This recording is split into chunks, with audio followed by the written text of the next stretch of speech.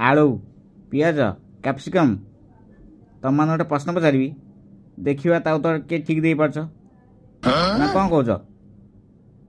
हाँ पचार ना हाँ हाँ पचारतु निहाती आम कहूँ। हाँ पचार ना कहले देखी गोटे कांथ तैयारी करने 20 जन लोक 2 घंटा समय लगे से ही कांथ तैयारी करने 40 जन लोक केते समय लगे। आलू तू प्रथमे कह यहीटा तो पूरा सहज प्रश्न 20 जन लोक 2 घंटा लगे माने 40 जन लोक घंटाटा लगे। पियाज तू देखी कहलु केते समय लगे 40 जन को से घंटाटा लगे।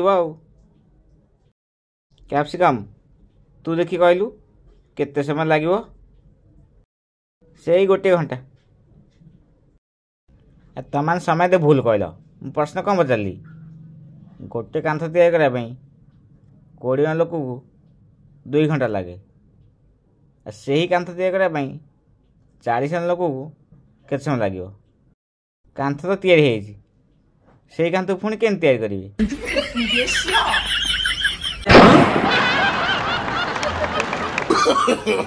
No, no, no, no.